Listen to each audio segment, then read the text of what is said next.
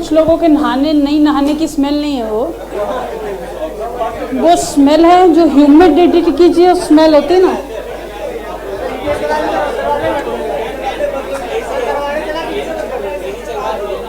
हाँ नहीं, एसी वाली भी ठंड गर्मी नहीं है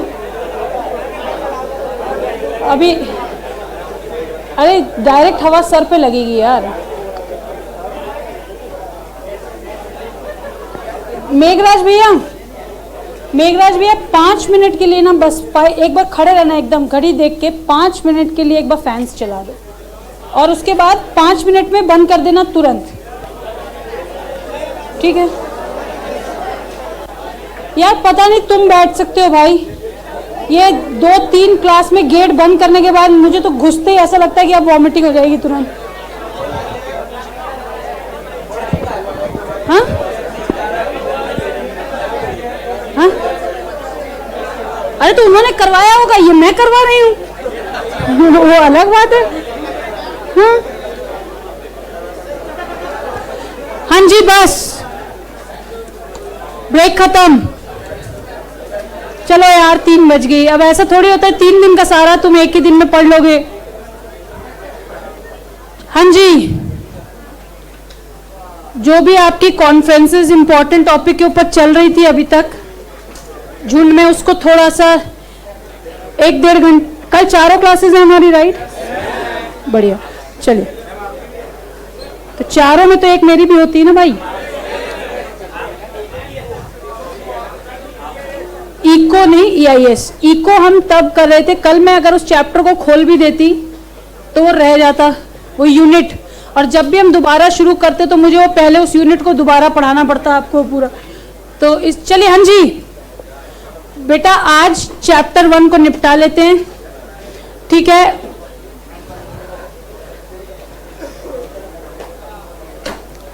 बस 5 मिनट्स में ये जो भी फैंस आपके सर के ऊपर चल रहे हैं वो मैं बंद करवा दूंगी। नहीं, ये मुझे नहीं चाहिए कि आपको 15 मिनट बाद एहसास हो कि अब शायद ठंड हो रही है तो इसको बंद कर दो, चालू कर दो, ये नहीं चाहिए अभी। चलिए, EIS का पहला पन्ना जो ऑटोमेटेड था उसको 5-10 मिनट लगा के पहले उसको देख लेते हैं, उसके बाद 2 से 3 नई बातें और चैप्टर खत्म।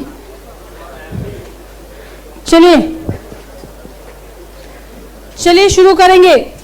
हम चैप्टर देख रहे हैं ऑटोमेटेड बिजनेस प्रोसेस, जो हमें बता रहा है कि किस प्रकार से बिजनेस में अगर मैं टेक्नोलॉजी का एफर्ट बढ़ा के ह्यूमन इन्वॉल्वमेंट कम कर दूं तो मुझे क्या क्या फायदे नजर आने लगेंगे, ठीक है? टाइम, कॉस्ट और एफर्ट्स का, जिसमें हमने देखा कि 3 टाइप के बिजनेस प्रोसेस होते हैं, ऑपरेशनल, सपोर्टिव and management.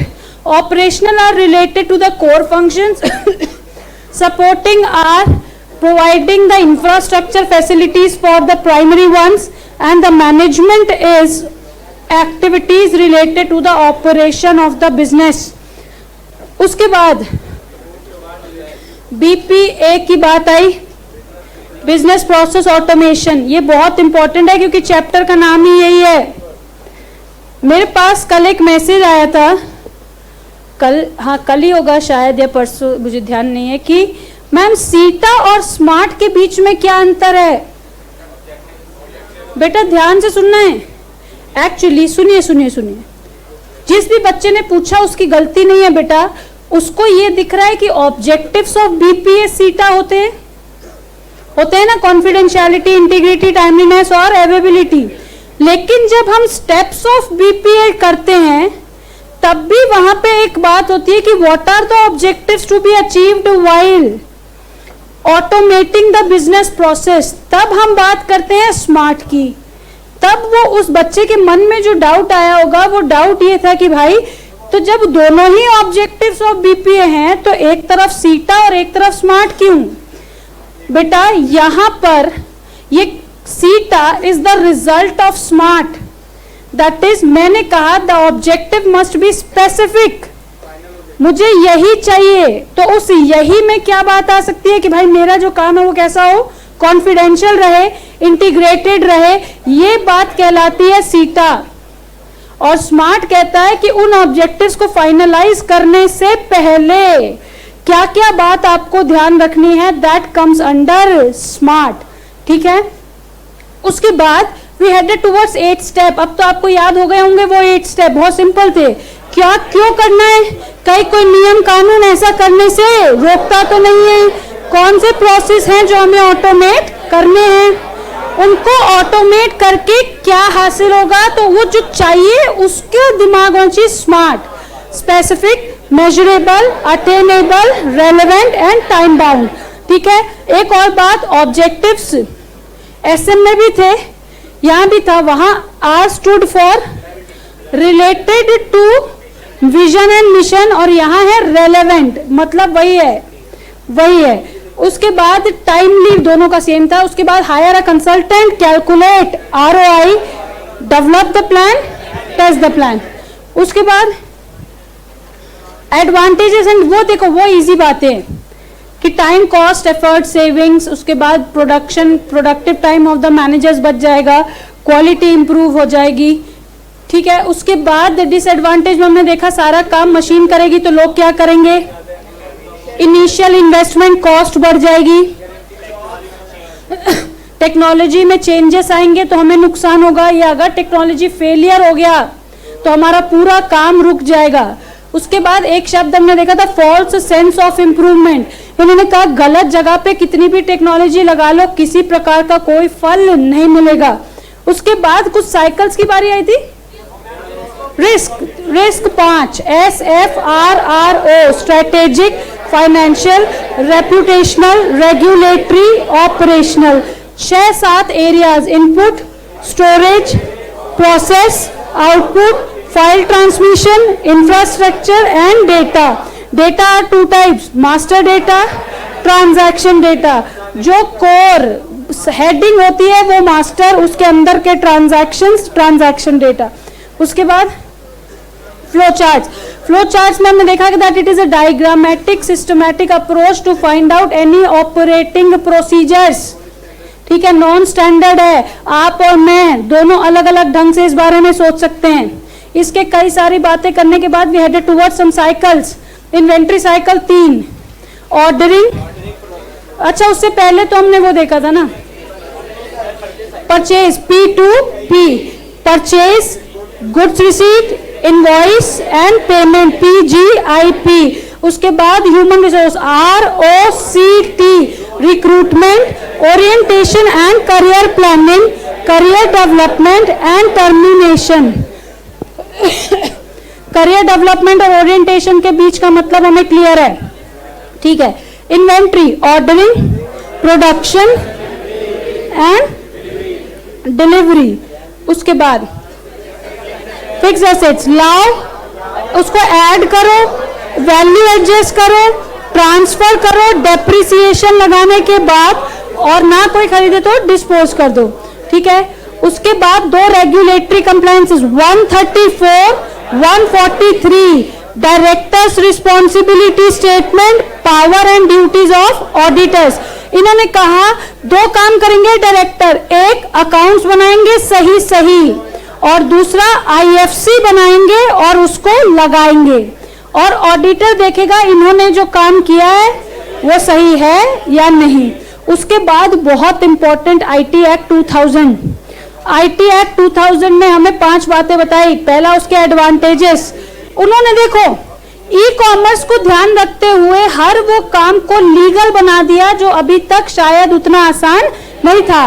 कहा ईमेल से कम्युनिकेट करो, वाजिब, ई कॉन्ट्रैक्ट बनाओ, वाजिब, साइन ना कर सको, डिजिटल सिग्नेचर करो, अलाउड, घर बैठे बैठे फॉर्म फाइल करो, लीगल।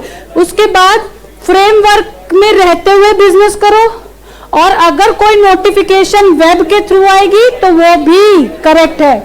और डेटा सिक्योरिटी के लिए भी ई कॉमर्स के ऊपर कई सारी बातें लिखी गई। फिर कई ऑफेंसेस देखे हमने, credit card frauds, email hacking, fake profiles, web defacement, fishing, source code theft, online sale of illegal articles, child pornography, cyber terrorism. ठीक है, इन सब के बारे में हमने थोड़ी बातें देखी। उसके बाद आई बारी प्राइवेसी की। देखो हमें कितने आसानी से याद है, ये कितना इंपॉर्टेंट है मैं बताऊंगा, कौन सा सिस्टम इंपॉर्टेंट है मैं बताऊंगा। कायदे से तो तुम्हारी नैतिक जिम्मेदारी बनती है कि मत छुओ, नहीं मानोगे तो क्रिमिनल प्रोसीडिंग्स होंगी और उसके बदले तुम्हें फाइन और चार्जेस देने पड़ेंगे। उसके बाद आए साइबर क्राइम्स। अगर आपने गलती से कल जाके कॉपी खोली होगी घर में, तो आपने एक बात देखी होगी कि हमने लिखा कि साइबर क्राइम कोई अलग क्राइम नहीं होता है। हर वो क्राइम जिसमें कंप्यूटर या उससे रिलेटेड टेक्नोलॉजी यूज होती है वो साइबर क्राइम होता है। अच्छा एक और बात, कल मुझसे किसी ने पूछा, बिल्कुल वाजिब सवाल था, तो इसके लिए मुझे आपको भी ये बात बतानी चाहिए कि मैम मान लो कंप्यूटर है, मान लिया, कोई और ऐसी डिवाइस हुई जैसे मोबाइल, लेकिन यहां तो हमने स्पेसिफिकली लिखा है computer related offences. Cyber crime में वो कंप्यूटर का इस्तेमाल। एक और बात सुनो बेटा, कंप्यूटर को अगर मैं संधि विच्छेद करूं तो मुझे मिलेगा the one who computes something is a computer. इसका मतलब any device which can process the input into output comes under computer। क्या आपका मोबाइल में भी प्रोसेसर होता है? होता है। हर वो डिवाइस जो किसी भी प्रकार का रिजल्ट दे सकती है उस डिवाइस को कहते हैं कंप्यूटर। तो इसके लिए मुझे स्पेसिफिकली इस बात को बोलने की जरूरत आगे से नहीं पड़नी चाहिए कि भाई इसमें फोन आता है क्या, लैपटॉप आता है क्या, टैबलेट आता है क्या, आईपैड आता है क्या। नहीं, हर वो डिवाइस जिसमें प्रोसेसर है वो डिवाइस कंप्यूटर होता है। ठीक है। उसके बाद दो इंस्टेंसेस, ट्रेडिशनल थेफ्ट, हैकिंग। किसी के घर जाके फिजिकल सामान चुरा लेना, ट्रेडिशनल थेफ्ट। अपने घर में बैठे उसके कंप्यूटर से डेटा चुरा लेना, hacking. SPDI, sensitive personal data and information. चलो उसके बाद rule 3, passwords, financial information, biometric information, medical records and history, sexual orientation and so on. चलो यहां तक एक बात हो गई।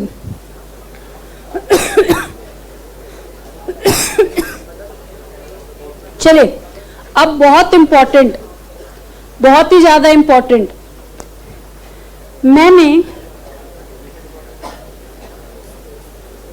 बहुत ज्यादा ध्यान से सुनना है। मैंने आपको, यह थोड़ा सा ब्राइटनेस में इशू है क्या, ये बदल दिया है क्या मेघराज भैया, ये क्या चक्कर है, वो खराब हो गया है? तो कोई स्कोप है कि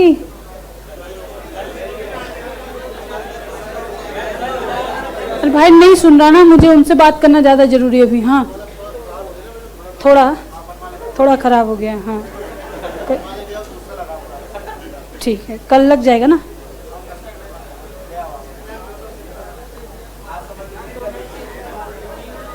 हाँ मेघराज भैया, जो भी लेने जाएगा इसको या कुछ भी है तो ये चीज देखना, ये दोनों में इशू है, ऐसा नहीं है कि एक में है। तो जब अगर ये चेंज होएगा ही तो एक नहीं होना है, दोनों होने हैं ये चीज। अरे सुनो यार, चलो इधर देखो, मैं ये मान रही हूं कि एसएम वाला जो कंट्रोल था, हाँ बंद कर दो।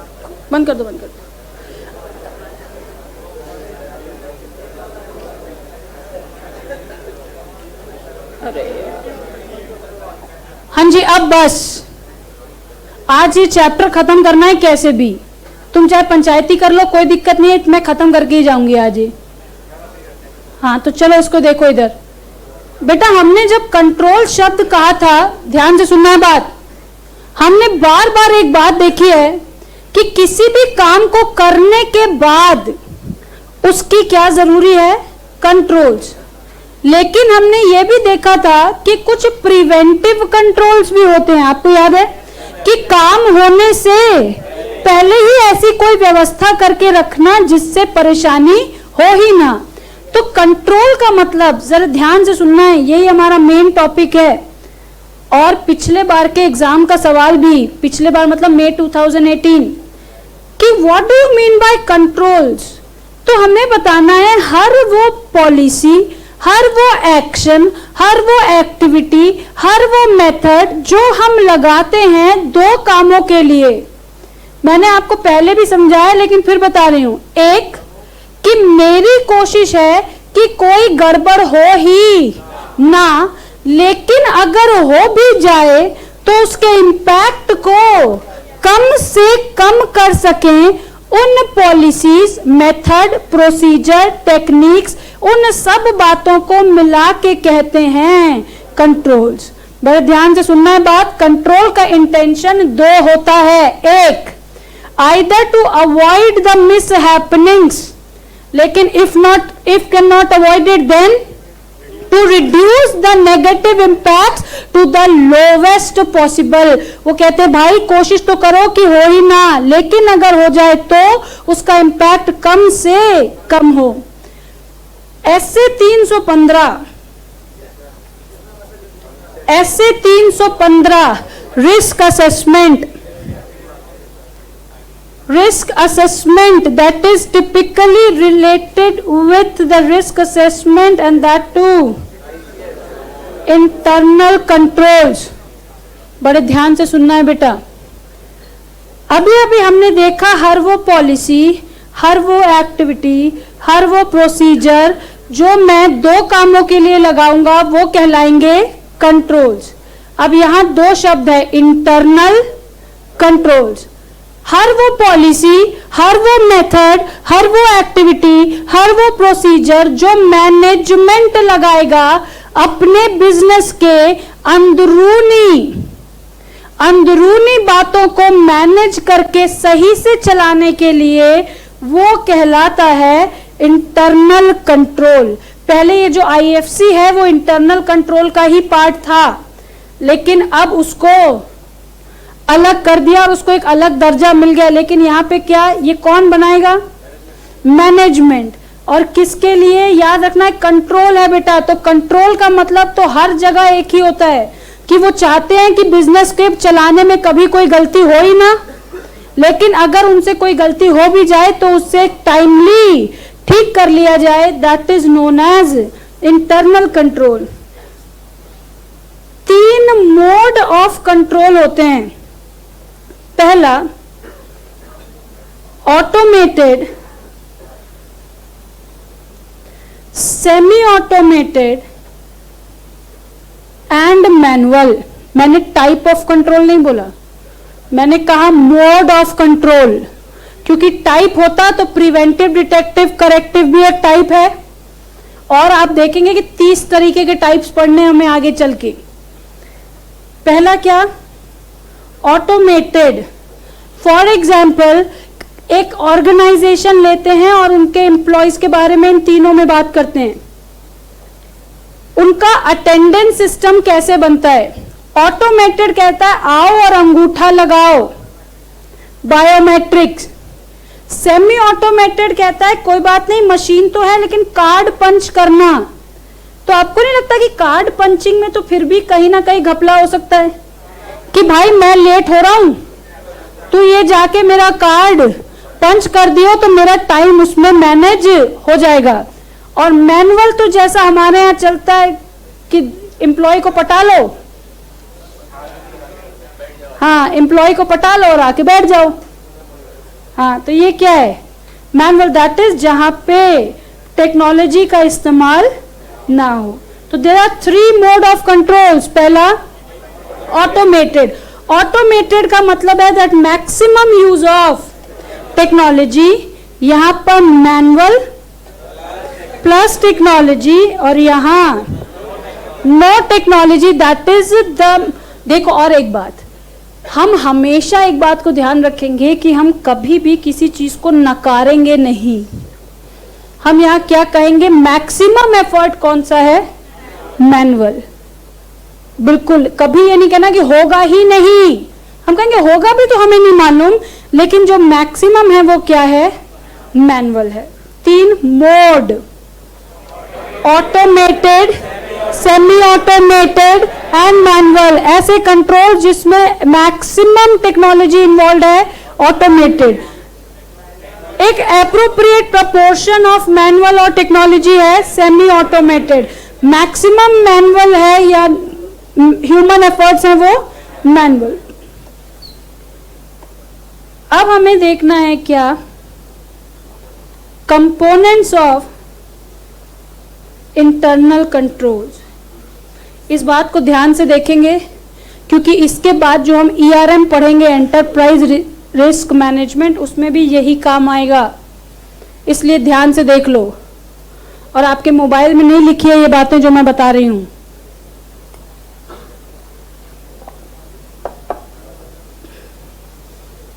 इधर देखो, there are 5 components of internal controls and the elements are crime। Ma'am ये क्राइम बोलते ही है या आपने कोई निमोनिक बनाया है? मैंने निमोनिक बनाया है। इसका मतलब 5 कंपोनेंट्स हैं जो एक स्टार्ट होता होगा C से, R से, I से, M से और E से। लेकिन आपको बस एक बात याद रखनी है, बस एक बात, कि जब भी आप एग्जाम में अगर ये क्वेश्चन आ गया तो आप मॉनिटरिंग, दैट इज M, ये सबसे लास्ट में लिखना। बस इसको ऊपर नीचे कर दो, कोई दिक्कत नहीं है, लेकिन हमेशा ध्यान रखना कि ये M वाला जो है वो चाहे ERM का आए चाहे इसका आए, आपको याद रखना है कि मॉनिटरिंग तो हमेशा काम होने के बाद होती है। तो ये मॉनिटरिंग का नंबर हुआ 5। अब यहां देखना है बहुत ध्यान से बेटा प्लीज।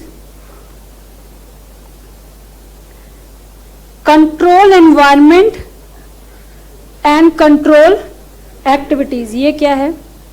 E और ये C। जरा ध्यान से देखेंगे इन दोनों के बीच में अंतर क्या है। मैं एक बार अपनी तरफ से बताती हूं, आप 1 मिनट इसके बारे में विचार करना और मुझे फिर बताना कि क्या मुझे दोबारा बताने की जरूरत है या नहीं। ठीक है, 1 मिनट यहां ध्यान लगाएंगे, जरूरी बात है। ये मेरा बिजनेस है बेटा और मैं हूं इस बिजनेस का मैनेजमेंट, क्योंकि इंटरनल कंट्रोल तो काम किसका है? मैनेजमेंट का काम है। तो हम कौन है इस बिजनेस के? मैनेजमेंट। अब जरा बात को ध्यान से सुनना, आप एक घर के मुखिया हैं, ठीक है? आपकी जिम्मेदारी है इस घर को चलाने की। आपके पापा आपके पास आए और बोले बेटा मेरी तनख्वाह 50,000 रुपए महीना है, अब तुम देख लो कि घर कैसे चलाओगे। तो आप एक दिन बैठे और आपने ना मोटा मोटा एक एरिया डिसाइड किया कि कहां कहां खर्चा होता है। आपने कहा भाई देखो हमारा खर्चा एक किस पे होता है? घर के रेंट पे होता है। दूसरा एक मोटा खर्चा इलेक्ट्रिसिटी बिल पे होता है और घर पे जो राशन का सामान आता है उसमें होता है। मेरी कॉलेज स्कूल या ट्यूशन की फीस जाती है। पापा अपनी गाड़ी में पेट्रोल भरवाते हैं। फिर आपने बोला बाकी तो सारे मिसलिनियस खर्चे हैं, मतलब कभी मैं बाहर चला गया तो 100-200 लग गया, कभी पापा कहीं चले गए तो 100-200 लग गया, मेहमान आ गए घर में तो खर्चे एक्स्ट्रा हो गए। इसका मतलब आपने सबसे पहले ये डिसाइड किया कि इस 50,000 को लगाना कहां कहां पड़ सकता है। बड़े ध्यान से सुनना, आप क्या कर रहे हैं? एरिया डिफाइन कर रहे हैं कि जो मेरे पास जो रिसोर्स है वो मैं कहां कहां लगाऊंगा। अब ध्यान से सुनना, अब बारी आई किसकी? ग्रोसरी की। आपने देखा अरे यार हमेशा शर्मा अंकल के यहां से राशन आता है, लेकिन आजकल मैं जरा ग्रोफर्स में देख रहा हूं तो ग्रोफर्स वाले 20% डिस्काउंट भी दे रहे हैं और शर्मा अंकल तो हमें डिस्काउंट देते नहीं। तो पापा क्यों ना शर्मा अंकल से ना मंगा के हम सामान ग्रोफर से मंगा लें, तो हमारे 2-4 हजार रुपए महीने के बच सकते हैं। अगर मैं 3 महीने की फीस एक साथ दे दूं तो मेरा 15% डिस्काउंट बोला है उन्होंने कि अगर आपने देखा होगा कई स्कूल्स में ऐसा होता भी कि अगर आप एनुअल फीस एक साथ देते हैं तो आपका 10%, 20% जो भी उनका होता होगा। अगर पापा इलेक्ट्रिसिटी की बात करूं तो हम दो लोग जो अलग अलग एसी चलाते हैं, क्यों ना एक ही कमरे में सो जाएं तो हमारे एसी का बिल भी कम आएगा। आप बात को समझ रहे हो क्या रहा है? पहले आपने डिफाइन किया बिजनेस का या घर का वो स्पेसिफिक एरिया जिसके लिए कंट्रोल बनाना पड़ेगा, और फिर उन एरियाज के लिए आपने बनाई कुछ पॉलिसीज कि भाई गेट पे लिख दिया कि जो भी घर से जाएगा पहले बल्ब, टीवी, ट्यूबलाइट सबका स्विच चेक करके जाएगा। तो ये क्या है? कंट्रोल्स हैं। Area in which the control is required comes under control environment। वो स्कोप डिफाइन करना कि भाई मेरे यहां सेल्स में कंट्रोल लगाना जरूरी है, ये किसमें? Control environment. और सेल्स के लिए जो पॉलिसीज आप बनाएंगे that comes under control activities. अगर इस वाले एग्जांपल में जाऊं, ये इन्वायरमेंट और ये एक्टिविटीज, इसका मतलब स्कोप डिफाइन करना, एरिया डिफाइन करना, प्रोसेस डिफाइन करना, वो कहलाता है कंट्रोल इन्वायरमेंट। और इसके लिए कंट्रोल तैयार करना वो कहलाता है कंट्रोल एक्टिविटीज। बोलो, एक सेकेंड विचार कर लो, कहीं कोई दिक्कत नहीं, क्योंकि मैं इसको अब और 3 जगह तोड़ूंगी। क्या ये ठीक है? आपके पास देखो, यहां पे पैसे की बात थी, मैनेजमेंट तो रिसोर्सेस को भी बांटेगा ना, उसके पास भी तो लिमिटेड एम्प्लॉइज हैं, लिमिटेड रिसोर्सेज है, लिमिटेड पैसा है, तो उसके लिए कहां कहां स्कोप डिफाइन करना, वो क्या? इन्वायरमेंट। सुन लो ध्यान से, ईआरएम में नहीं बताऊंगी, ये ठीक है? एक्टिविटी क्या है? डिसाइडेड एरिया के ऊपर जो पॉलिसीज, जो एक्टिविटीज, जो प्रोसीजर लगाए जाएंगे for actual control, that is known as control activities. बोलो ठीक है? चलो, कंट्रोल एक्टिविटीज के 3 अलग अपने हिस्से होते हैं। सबसे पहला होता है SOD, दूसरा होता है जनरल कंट्रोल, और तीसरा होता है एप्लीकेशन कंट्रोल्स। SOD अभी बता रही हूं बेटा क्या होता है, कहां से चलता है ये, चलाना ये कि ठीक है? अच्छा 1 मिनट, बकवास नहीं। कितने बच्चों को परेशानी नहीं है अगर ये पंखा चलता है? तो ये वाला परेशानी नहीं है, पूछा है मैंने, नहीं है ना? तो ये कहां से चलता है? उधर से चला दो बेटा प्लीज। हाँ ये बस अब ठीक है? अब ये नहीं हो पाएगा भाई, बस। अरे बस करो, तुम लोग तो सेंटी हो जाते हो यार इमीडिएटली। बस, कोशिश भी नहीं करनी अभी, आपको इसके लिए बराबर समय दिया जाएगा। हवा भर के रखो, अभी कहीं कोई दिक्कत नहीं है, उसको मैं निकालने का भी समय दूंगी। इधर देखो, पहले इधर देखो बेटा ध्यान से प्लीज। यहां पर अब ऐसे शब्द आने लगे हैं जिनका इस्तेमाल आगे आने वाले चैप्टर्स में होना है। SOD is segregation of duties. Segregation of duties का मतलब होता है काम का बंटवारा करना, कि कौन सा व्यक्ति कौन सा काम करेगा, उस चीज को कहते हैं सेग्रीगेशन ऑफ ड्यूटीज। अच्छा एक बात बताओ, how will you do segregation of duties? कैसे पता करोगे कि कौन से व्यक्ति को कौन सा काम देना चाहिए? मैम, उस काम को और उसकी स्किल को कंपेयर करके हम डिसाइड करेंगे कि कौन सा व्यक्ति कौन सा काम करेगा। यहां नाम ही क्या है? क्या बात है भाई, क्या परेशानी है?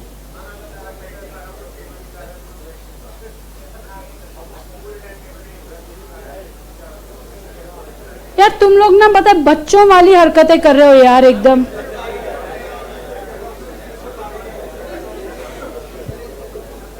हो गया, अब आगे हो गया टेबल। चलो या अब एक बात को सुनना है ध्यान से बेटा, दो चीजें होती हैं, एक होता है सिस्टम, एक होता है एप्लीकेशन। एक होता है सिस्टम, एक होता है एप्लीकेशन। बड़े ध्यान से सुनना है बात। जब भी हम किसी भी सिस्टम की बात करते हैं तो उस सिस्टम में मैंने आपको पहले ही क्लास में डेफिनेशन बताई हुई है कि कई सारे कंपोनेंट्स को इकट्ठे मिलके हम लोग कंसीडर करते हैं। लेकिन जब भी बात होगी एप्लीकेशन की तो आपको ये बात याद रखना है कि application means the particular task. इसका मतलब कल को अगर आपसे कोई कहेगा कि एप्लीकेशन सॉफ्टवेयर क्या होते हैं तो आप बताओगे वो सॉफ्टवेयर्स जो किसी एक टास्क के लिए बनाए जाते हैं, वो कौन से सॉफ्टवेयर्स होते हैं? Application softwares. या कोई भी ऐसा सिस्टम जो किसी एक काम को करने के लिए बनाया गया है, that is known as application. The things which are related to a particular task और purpose, that is known as application. क्या अब आप इन दोनों का अंतर समझ पा रहे हैं? ये कहता है कि आपको लगाना है क्या?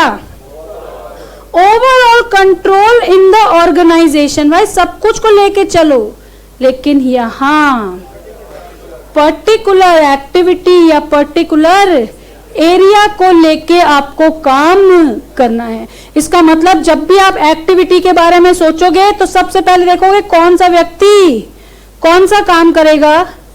Overall controls and application control. Application का मतलब मैंने आपको बता दिया है कि the things which are related to a particular task और पर्पस, तब वो कहलाएगा एप्लीकेशन। चाहे इसके आगे सॉफ्टवेयर लगाओ, चाहे इसके आगे सिस्टम लगाओ। अब यहां कंट्रोल लगाए तो मुझे क्या करना है?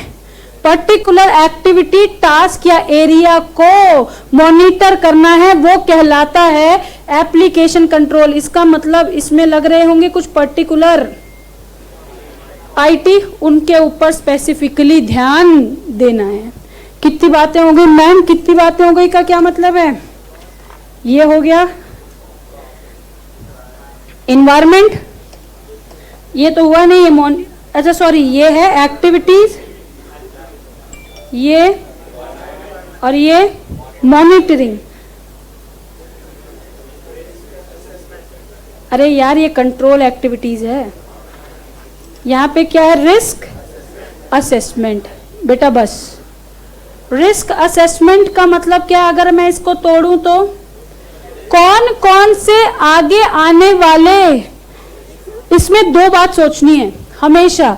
Risk assessment has two parts.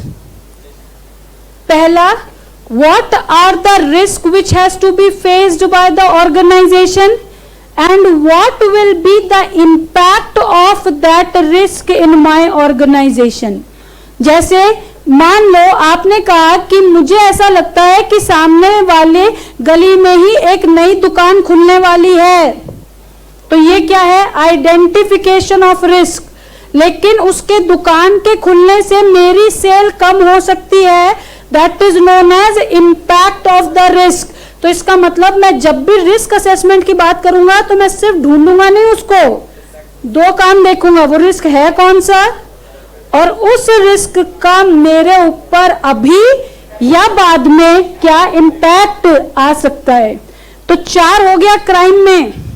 Control activity के 3 हिस्से हैं, SOD general control, application control. Risk assessment के 2 हिस्से हैं, identification of risk and the analysis of the impact of that risk on my organisation. इसको अभी बता रही हूं, मॉनिटरिंग सबसे लास्ट में 2 लाइन में जवाब देना है आगे मॉनिटरिंग का। That evaluation of all the other components in the organisation comes under monitoring. इसलिए मैंने आपको कहा है कि आपको एक कसम खानी होगी कि आप इसको लास्ट में लिखेंगे। अब एक और बात, अब जब हम इतना समझ ही गए हैं तो मैं आपको थोड़ा सा दिमाग और हिलाना चाहती हूं कि बेटा ई भी पहले लिखना, क्योंकि जब पहले एरिया डिफाइन करोगे तब तो एक्टिविटी बनाओगे। हमने एक्टिविटी तो बना दी, लेकिन यही नहीं पता है कि एरिया क्या था। मैम ये कोई स्टेप है क्या? नहीं, लेकिन एक जनरल बात है कि पहले एरिया बनेगा, फिर एक्टिविटी बनेगी, फिर देखेंगे उसमें रिस्क क्या क्या हो सकता है। अब आई, मैम ये आई क्या है? चलो, अब इंफॉर्मेशन टेक्नोलॉजी का सब्जेक्ट ही है तो आई तो इंफॉर्मेशन एंड कम्युनिकेशन। चलो अब ध्यान से सुनना, मैंने आपको पहले ही क्लास में चीख चीख के बताया था कि इंफॉर्मेशन का मतलब क्या है। Processed data which can be used for the, बस क्या बात है, तो हमें याद है कि वो सारी बातों को कंसीडर करना जिससे हम डिसीजन पे पहुंचेंगे और एक एरिया से दूसरी एरिया तक बात को पहुंचाना कहलाता है कम्युनिकेशन। इसका मतलब अगर आपको ऑर्गेनाइजेशन में इंटरनल कंट्रोल लगाना है, अच्छा एक चीज आपको याद है जब हम WTO का इस तीनों लेवल पढ़ रहे थे तो हमने ना रिपोर्टिंग की बात की थी कि हर नीचे वाला बंदा अपने ऊपर वाले को रिपोर्टिंग करता है, याद है? तो ये भी तो एक सॉर्ट ऑफ कम्युनिकेशन ही था कि अपनी बात को मुझे किसको पहुंचाना है। तो ये बात भी आपको बतानी होगी कि what are the types of information which you are going to use, either formal informal, क्या क्या स्टेप लगा के बातों को पहुंचाओगे, दैट कम्स अंडर कम्युनिकेशन। तो अब ये पूरा हुआ हमारा crime, control activities, risk assessment, information and communication, monitoring and control environment. लेकिन हमें ये बात याद रखनी है कि पहले इन्वायरमेंट, फिर एक्टिविटीज, फिर रिस्क, फिर इंफॉर्मेशन और फिर मॉनिटरिंग। ठीक है, अगर आप ये याद कर गए ना, इसका मतलब ये ई यहां आ गया ना, तो आपका पर्पस भी सॉल्व हो जाएगा। और जिन बच्चों को ये है कि हम एज पर स्टडी ही याद करें तो यही सीक्वेंस है, environment, activities, risk, information, monitoring. तो इससे हमारे माइंड में बहुत सारी चीजें क्लियर हो जाती हैं। आप चाहो तो रिस्क असेसमेंट को भी पहले ये इसलिए लिख सकते हो कि भाई उस एरिया में पहले ढूंढ लो उससे रिलेटेड रिस्क, और उन एरिया प्लस उस रिस्क से रिलेटेड बनाओ एक्टिविटीज, कहीं कोई दिक्कत नहीं है, ये कोई सीक्वेंस नहीं है। तो what do you mean by controls? Ma'am control हर वो पॉलिसी, एक्टिविटीज, प्रोसीजर, टेक्निक, हर वो चीज जो दो चीजों के लिए बनाई गई है। एक तो कुछ गलत ना हो, और अगर हो जाए तो उसके इम्पैक्ट को कम से कम कर सकें। 3 mode, automated, semi automated and manual. यहाँ पे मोर टेक्नोलॉजी, वेरी लेस ह्यूमन, क्योंकि हमें पता है कि टेक्नोलॉजी को चलाने के लिए तो ह्यूमन ही चाहिए। Manual plus technology, less technology, more human efforts. What are the 5 components? Crime, control activities, risk assessment, information and communication, monitoring and control environment. लेकिन कसम ये है कि मॉनिटरिंग को सबसे लास्ट में लिखना और एनवायरनमेंट को पहले लिखना है, क्योंकि जो बेसिक, जो प्रायोरिटी में जो डिवीजन होगा वो सबसे पहला किस में होगा? कंट्रोल एनवायरनमेंट में। बोलो ठीक है। मई 2018 4 नंबर का सवाल था ये, what are the components of internal controls. तो एकदम सिंपल सी बात मैम, तो इसका मतलब अब तो ये आ गया है। अगर ये ऐसा ही आपको पता है, एक टॉपिक है जो हम आगे चल के देखेंगे, क्लाउड कंप्यूटिंग। ठीक है, चैप्टर नंबर 4 में देखेंगे उसको। आईपीसीसी में नवंबर 2014 से मई 2018 तक ऐसा एक भी अटेम्प्ट नहीं है जिसमें उन्होंने ये नहीं पूछा है। या तो पूछा है क्लाउड कंप्यूटिंग या मोबाइल कंप्यूटिंग, और इसमें से 3 बार ऐसा हुआ है कि पूरे बड़े से दूसरे चैप्टर में खाली ये दोनों क्वेश्चन आए हैं 3 बार, और इन दोनों में से तो हर बार आप उठा के आईपीसीसी देख लो तो आपको पता चलेगा। इसका मतलब कुछ चीजें फिक्स्ड हैं कि इस एरिया पे तो उनको हमारा नॉलेज टेस्ट करना ही है। तो ऐसा कहीं, अब की बार का जो क्वेश्चन था वो था एंटरप्राइज रिस्क मैनेजमेंट, उसमें भी मैंने आपको कहा कि सेम कंपोनेंट्स लगते हैं। तो मैं 18 में पूछा internal control, same component.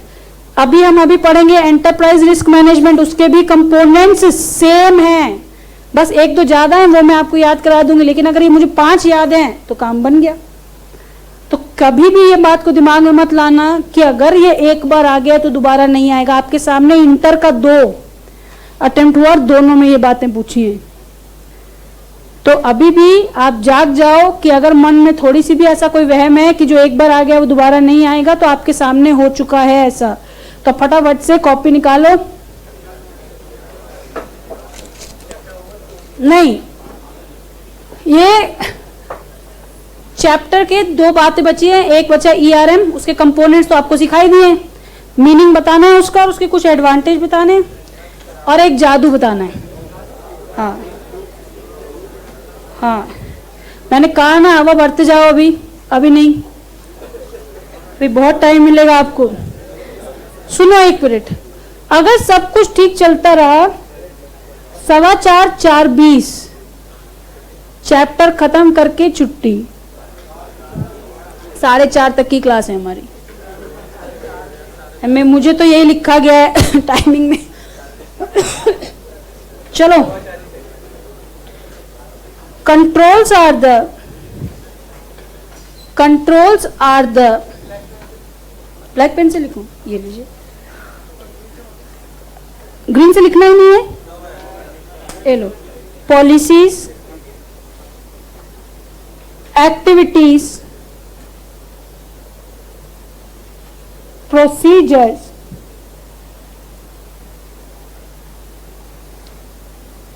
Techniques और method,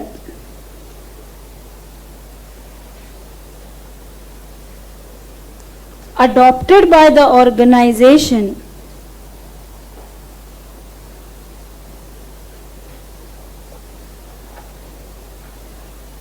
in order to avoid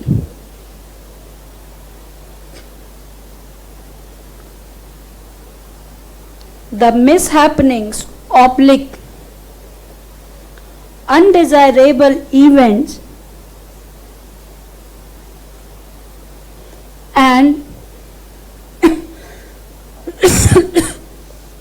and to reduce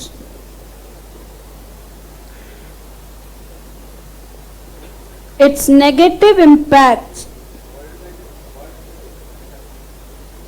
क्या हुआ? मिस हैपनिंग से भाई, मिस हैपनिंग्स और undesirable events and to reduce the negative impacts if could not be avoided। एक में ब्लू देख के बता दीजिए, चल जाएगा क्या? नहीं चल रहा? कोई बात नहीं, कोई बात नहीं।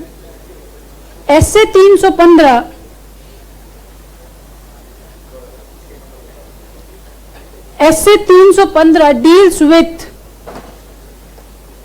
deals with the risk assessments and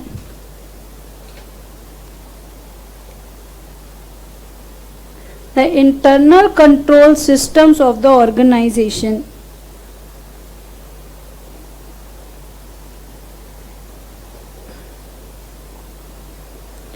which defines internal control as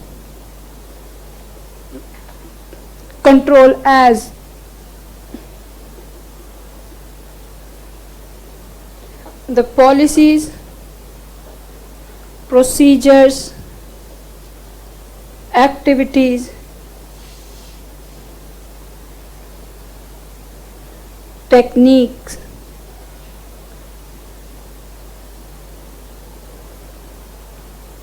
adopted by the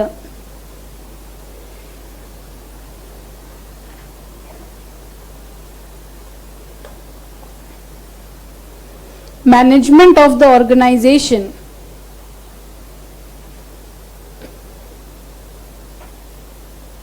in order to ensure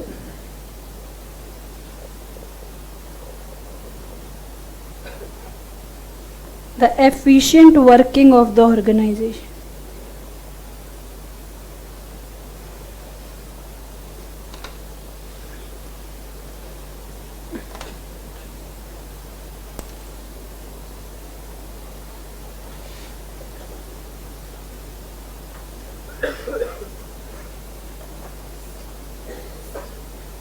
यहाँ पे स्पेसिफिकली ध्यान देना है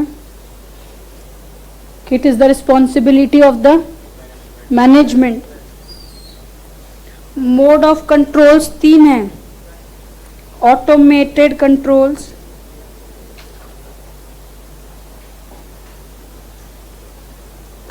अच्छा बताओ इंटरनल कंट्रोल्स में स्ट्रेटेजिक मैनेजमेंट काम करता होगा क्या?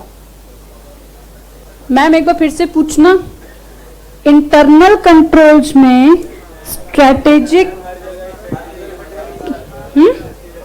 बिल्कुल करता होगा. विजन और मिशन सब कुछ है. कंट्रोलिंग से लेके पहले वाले स्टेप्स तो वहां पे लगाने ही होंगे. Semi automated controls and manual controls.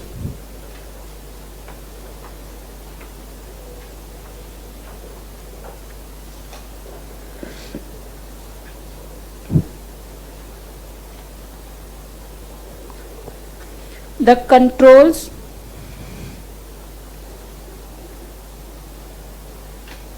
adopted includes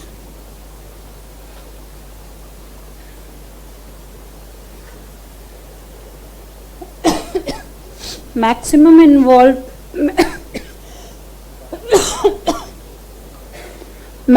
involvement of technology and very less human intervention.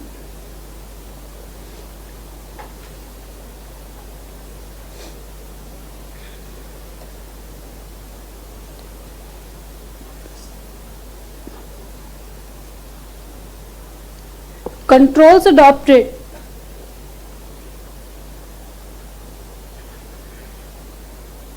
which includes the proportion of some efforts of both manual and technology.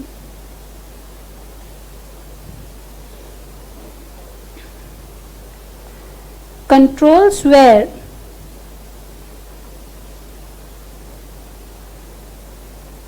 maximum tasks are done by involvement of human efforts and almost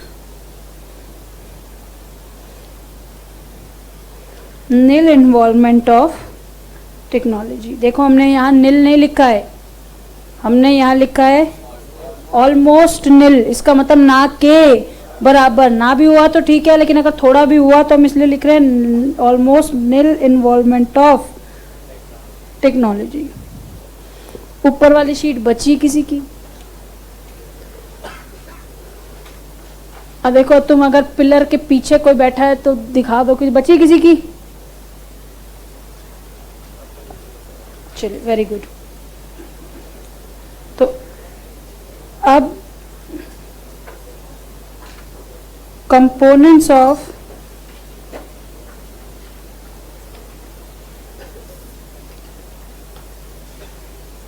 internal controls, और यहाँ हमने लिखा crime. और मैंने अभी भी बताया ये क्राइम हमने सिर्फ याद करने के पर्सपेक्टिव से बनाया है कि अगर मुझे क्राइम याद रहेगा तो मुझे याद रहेगा कि ये 5 बातें लिखनी है. एनवायरनमेंट पहले, एक्टिविटी बाद में, और सबसे लास्ट में monitoring.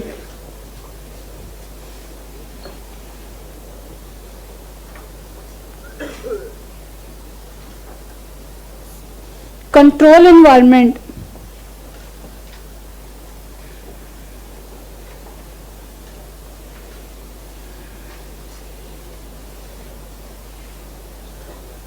control environment, control environment deals with the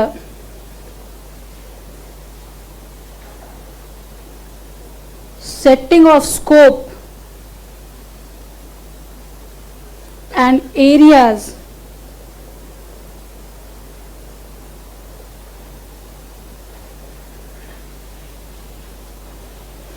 of the business organization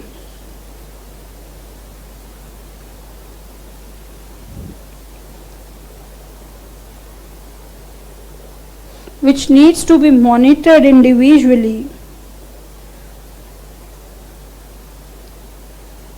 for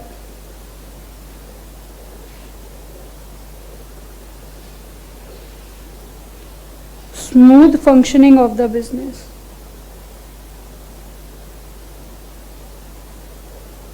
जो बच्चे मेरे साथ लिख रहे हैं वो बिना नाटक किए नंबर 2 हेडिंग दे देंगे, risk assessment. Risk assessment, risk assessment involves risk assessment involves कर रही हूँ बेटा, एक मिनट, किसी का बचा है ऊपर वाला मैनुअल वाला तक लिखना,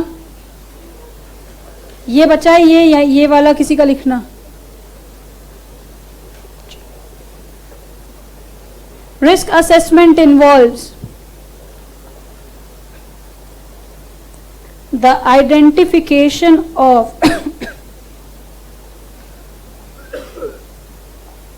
the future uncertainties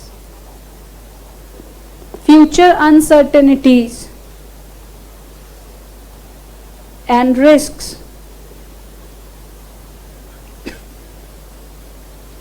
that may be faced by the organization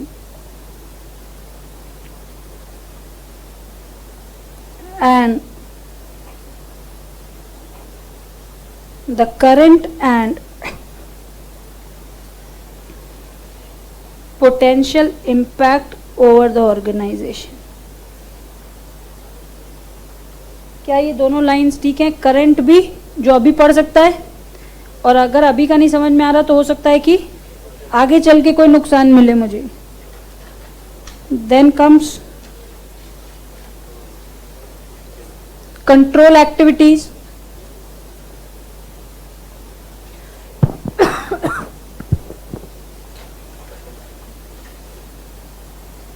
control activities includes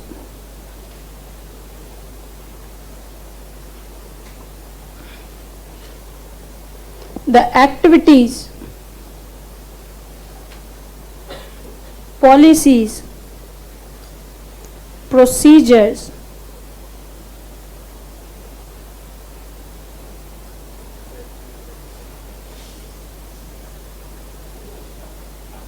designed by the management to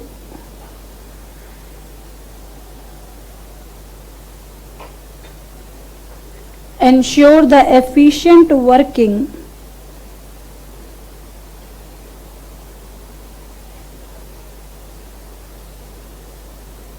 of the organization।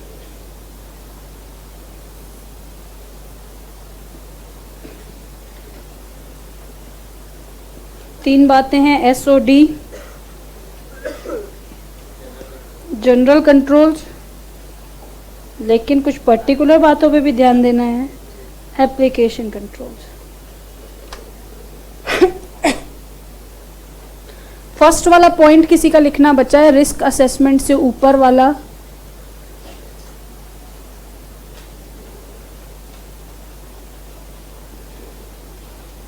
सबसे पहले तो ये है क्या,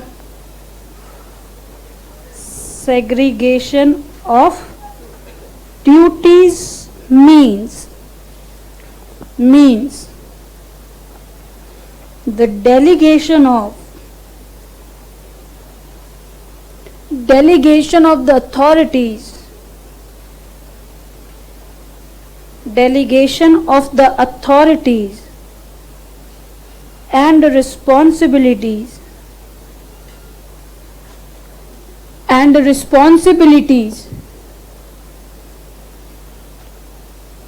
to the employees on the basis of their skills,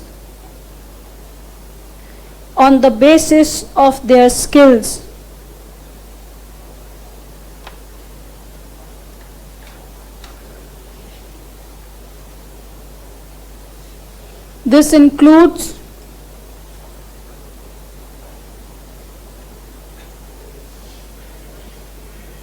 includes the procedures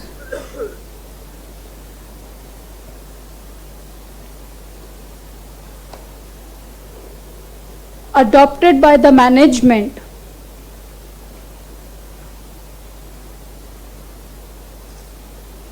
for overall control of the organization,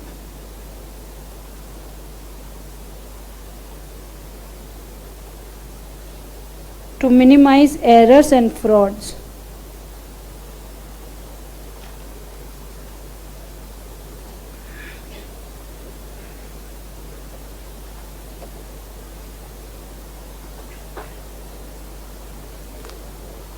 this includes, ये बेटा जानबूझ के लाइन खींची है मैंने कि कहीं आप थोड़ा सा भी इसमें कंफ्यूज नहीं हो जाए और साथ में कुछ वर्ड इधर उधर नहीं हो जाए, तो हमें ध्यान रखना है कि लाइंस का थोड़ा सा. दिस इंक्लूड्स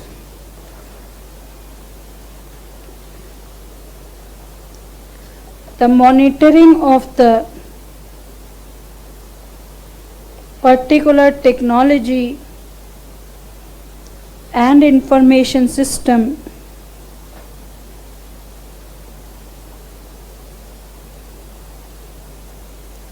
used for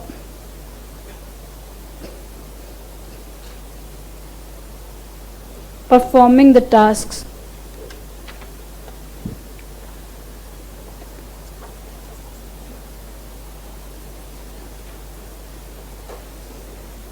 ये तीन बातें SOD, general controls and application controls, जो बच्चे मेरे साथ लिख रहे हैं वो चौथे नंबर की हेडिंग देंगे.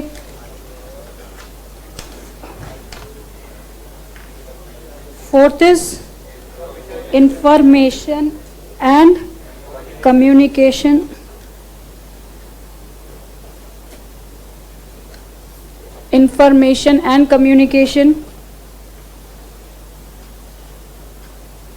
Information includes the processed facts, data,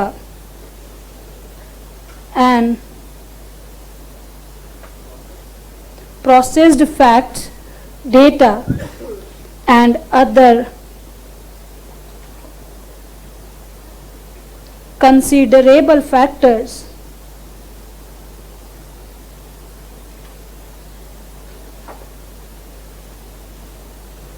which are important for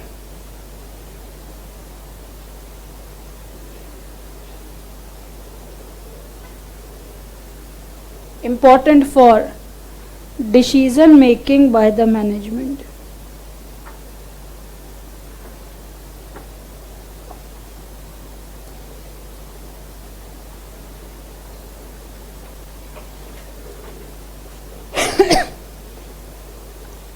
Communication means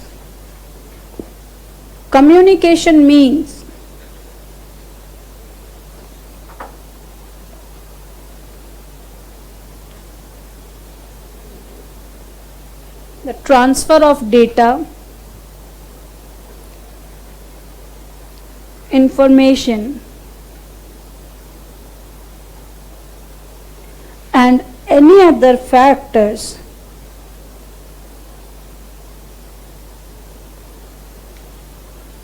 between the ends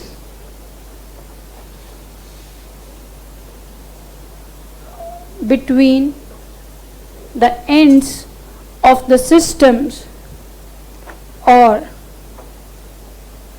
the levels of the organization.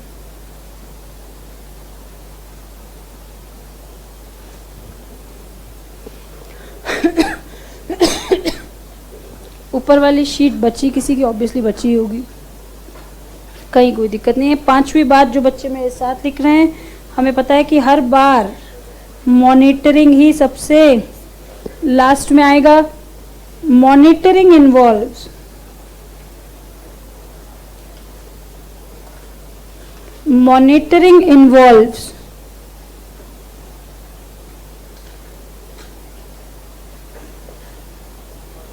एक मिनट कर रही हूँ बेटा, ये किसी ने हाथ हो गया बेटा।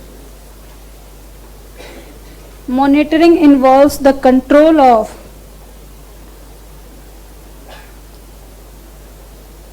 all the above mentioned components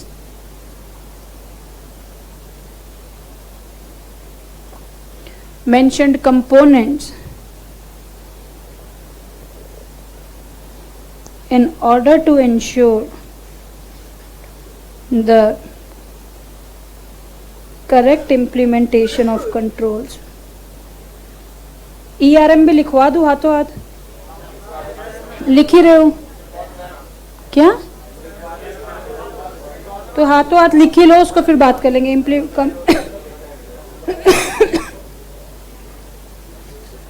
of controls या चलो पहले बात ही कर लेंगे, कोई बात नहीं, लिख दूं? यहां पे इंटरनल कंट्रोल्स खत्म हुए हैं।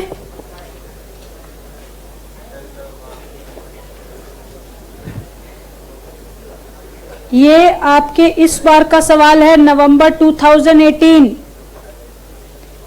Enterprise risk management ERM, enterprise risk management, ये आपके इस बार का सवाल है नवंबर 18 का, कि what do you mean bye ERM और इसके एडवांटेजेस और कंपोनेंट्स क्या हैं। तो कंपोनेंट्स तो आपको 5 याद हो ही गए हैं। Crime, ERM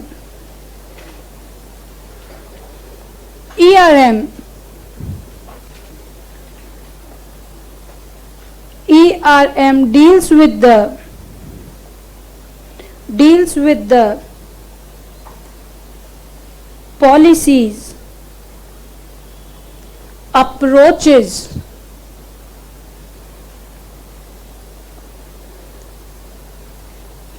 of the management of any enterprise for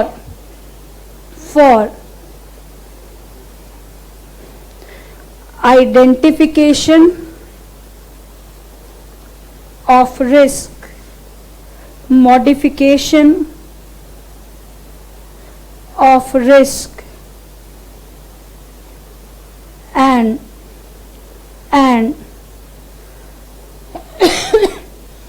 and the measures adopted to come over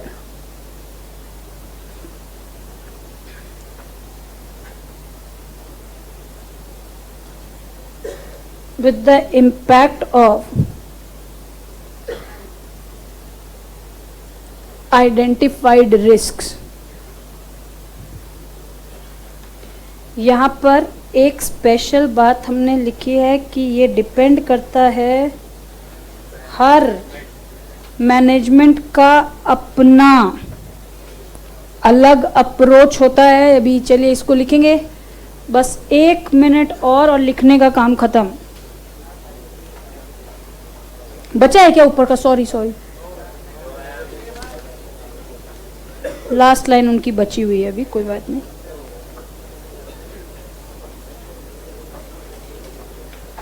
Advantages of ERM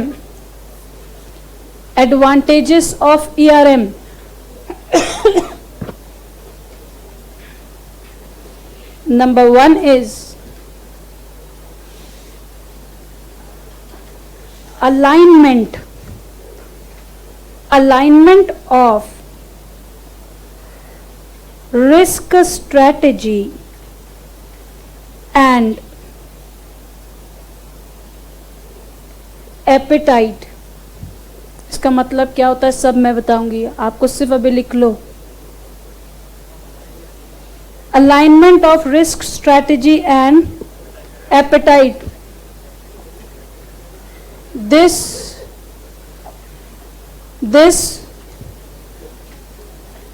deals with the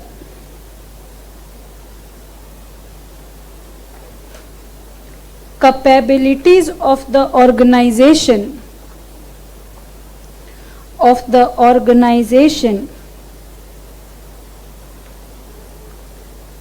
to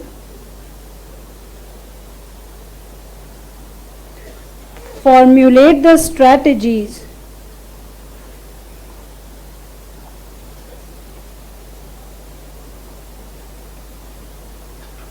regarding the identified risks. Number two, links risk, return and growth. Links risk, return and growth. ERM allows the management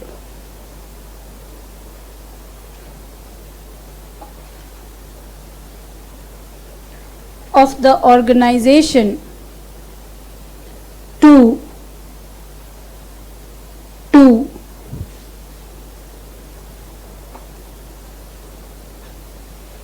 decide the degree of risks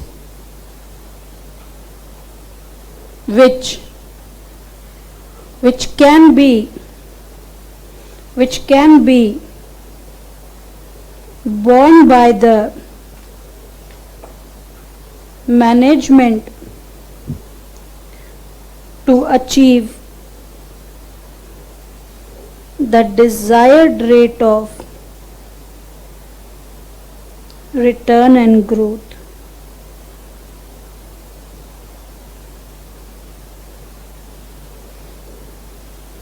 Number three is enhances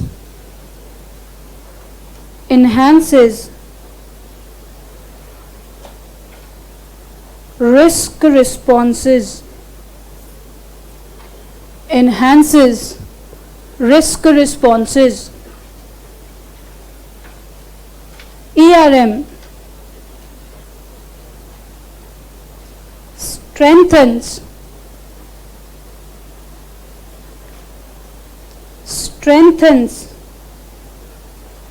the ability. ERM ऊपर वाली sheet बची किसी की?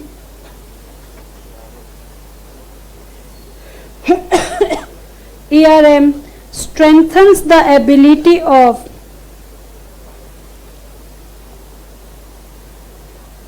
the management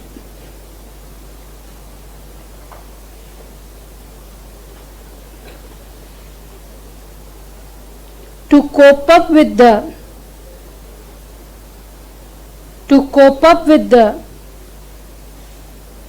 faced risks and to get over the impact.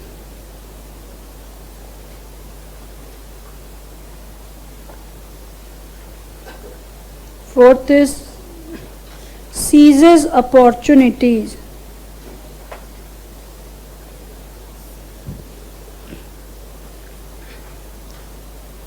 ERM displays the attitude of the organization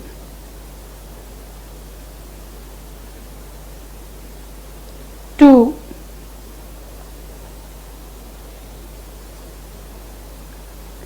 deal with the acceptance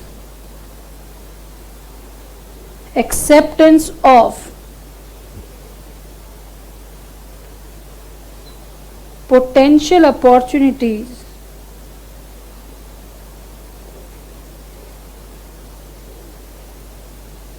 by making them the real ones.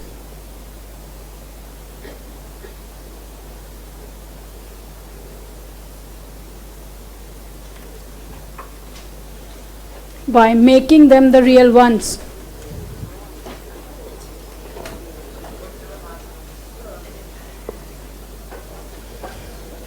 देखो, और एक चीज ना, तुमको ये लगता ना कि हमें जबरदस्ती तुम्हारे साथ करने की कोई इच्छा है, ऐसा कुछ भी नहीं है.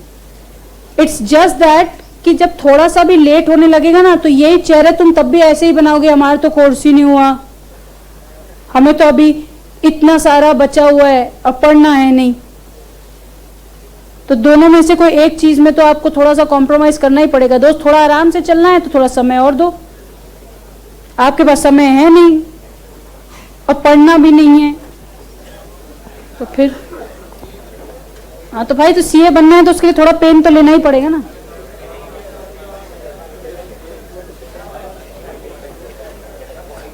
हाँ जी, बस इंटरनल कंट्रोल्स के ऊपर हमने सारी बातें कर ली हैं. ये प्लीज लिख लीजिए. उसके बाद यहां पे कई सारे नए शब्द हैं, उसके ऊपर चर्चा कर लेते हैं.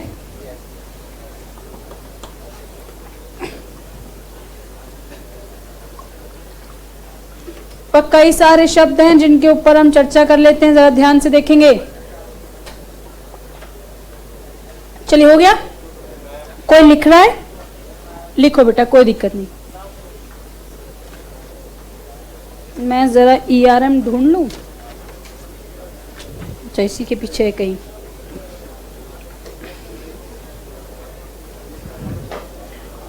देखिए, बातों को लिखते वक्त याद रखेंगे, we are chartered accountants not doctors. हाँ, तो बातें हमें भी हमारी लैंग्वेज समझ आनी चाहिए, लिखी हुई, और दूसरे को भी.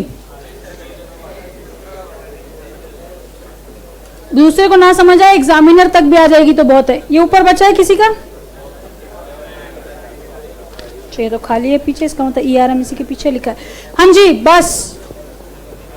चलिए अब देखेंगे, सुनेंगे ध्यान से. देखो, maximum more 5 more minutes and the chapter is over. तो अगर आप मुझे डिस्टर्ब करेंगे तो समय बढ़ता चला जाएगा. Enterprise risk management. बेटा देखो, यहां पे शब्द ही बता रहा है कि कैसे कोई ऑर्गेनाइजेशन अपने सामने आने वाले रिस्क को कैसे डील करता है, वो बात कहलाती है एंटरप्राइज रिस्क मैनेजमेंट. देखो, हमने स्पेसिफिकली एक बात लिखी है कि it depends upon the approach of the particular management. देखो, आपने स्ट्रैटेजिक मैनेजमेंट में 3 रिस्पॉन्सेस पढ़े थे, पैसिव, रिएक्टिव और प्रोएक्टिव. इसका मतलब हर ऑर्गेनाइजेशन जरूरी नहीं है कि प्रोएक्टिव सोच सके. हो सकता है कि वो बेचारा पैसिव में हो, इसका मतलब उसके पास इतने रिसोर्सेज ही ना हो कि वो आने वाले चेंजेस को एक्सेप्ट करके अपने आप को बदल सके. या वो रिएक्टिव वाला हो कि भैया let the things happen and then I will decide accordingly कि मुझे कैसे फैसले लेने हैं. आप देखो, आपके ERM की डेफिनेशन में वही बात लिखी है कि enterprise risk management deals with the policies and approaches of the management of any enterprise, that is particular enterprise. Her enterprise की मैनेजमेंट का अलग अप्रोच और एटीट्यूड है towards the identification of risk. Ma'am, what do mean by modification of risk?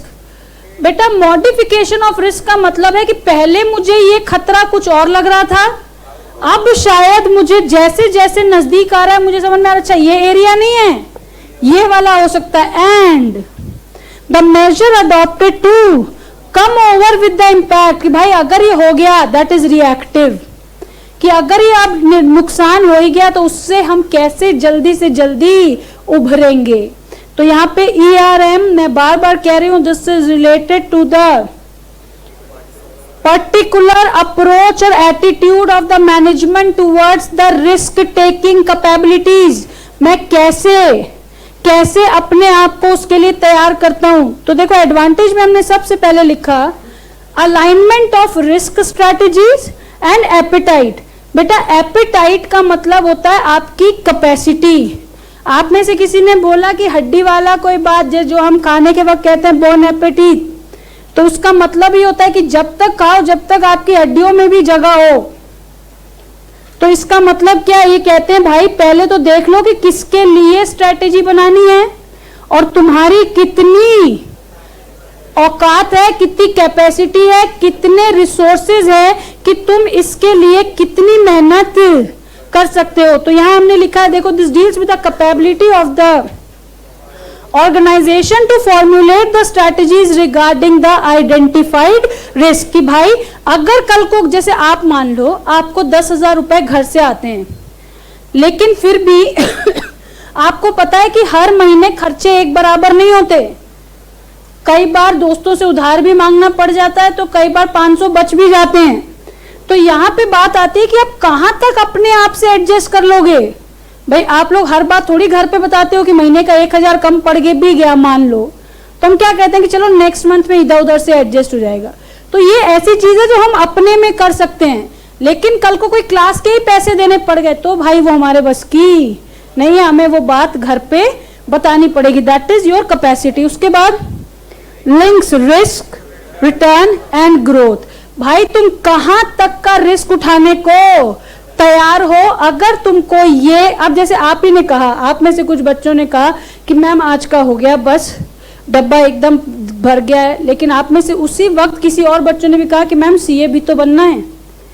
इसका मतलब अगर मुझे CA बनना है तो उसके लिए मैं कितना पेन, कितना रिस्क उठा सकता हूं इस पर्टिकुलर रेट ऑफ रिटर्न और ग्रोथ के लिए। कि भाई मुझे अगर 2 गुना बढ़ना है तो 2 गुना मेहनत भी तो करनी पड़ेगी। उसके बाद इट इनहैंसेस रिस्क रिस्पॉन्स। इसका मतलब इट मेक्स यू प्रोएक्टिव। आप चाहो तो लिखो, ये आपको अपना सा लगेगा कि भाई it makes us proactive rather than reactive. कि अगर मैंने उसको पहले ही आइडेंटिफाई कर लिया तो मुझे उसका नुकसान शायद थोड़ा कम हो। और उसके बाद आखिरी बात क्या है, सीजेस। बेटा सीज करने का मतलब होता है छीनना। सीज करने का मतलब होता है छीनना।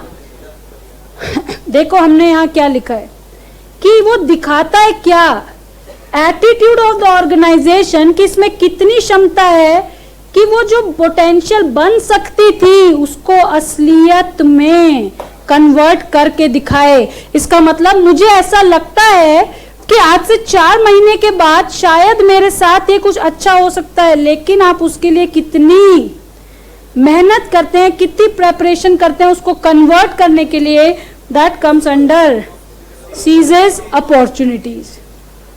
ठीक है,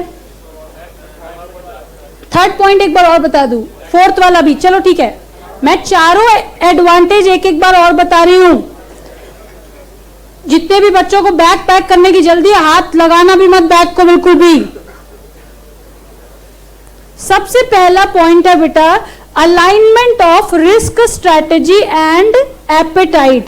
इसका मतलब होता है मुझे क्या चीज के लिए स्ट्रैटेजी बनानी है वो, प्लस मेरे पास उसके लिए कितनी कैपेबिलिटी, रिसोर्स और स्किल है। उन दोनों को पहले मैं पैरेलल करके देखना चाहता हूं कि भाई अगर यहां तक हुआ तो मैं बच जाऊंगा, लेकिन अगर इसके ऊपर हुआ तो हो सकता है कि मैं शायद अपने आप को बचा ना पाऊं, क्योंकि मेरे पास उतने रिसोर्सेज और स्किल्स ही नहीं है। दूसरा कहता है, आपको बार बार याद रखना है कि इस टॉपिक का नाम ही रिस्क मैनेजमेंट है। तो ये कहता है कि ये बोलता है एंटरप्राइज को कि भाई डिसाइड कर लो कि कितना रिस्क आप उठाने को तैयार हो for achieving rate of return and growth. देखो तभी लाइन से लिखा it links risk return and growth, कि इसका मतलब कितना पोटेंशियल डिग्री ऑफ रिस्क आप उठा लोगे to achieve the particular return and growth. तीसरे वाले ने इट एनहांसेस रिस्क रिस्पॉन्सेस। बेटा रिस्क रिस्पॉन्स तो हमने देखा है कि आने वाले खतरे या आने वाले चेंज के ऊपर हम 3 तरीके से बात कर सकते हैं। आपको याद है कि अपने आप को पहले ही सर्दी में कवर करके निकलना कि शायद बाहर ठंड होगी, प्रोएक्टिव। अगर ठंड लगेगी तो टोपी लगा लेंगे, रिएक्टिव। लेकिन स्वेटर लाए ही नहीं है तो कितनी भी ठंड हो हम अपने आप को उसमें ढाल नहीं सकते।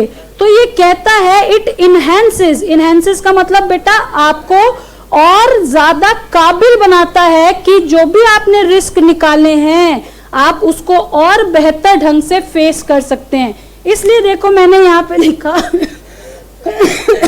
It makes you proactive rather than reactive. इसका मतलब पहले से ढूंढ लो तो शायद खतरा कम होगा।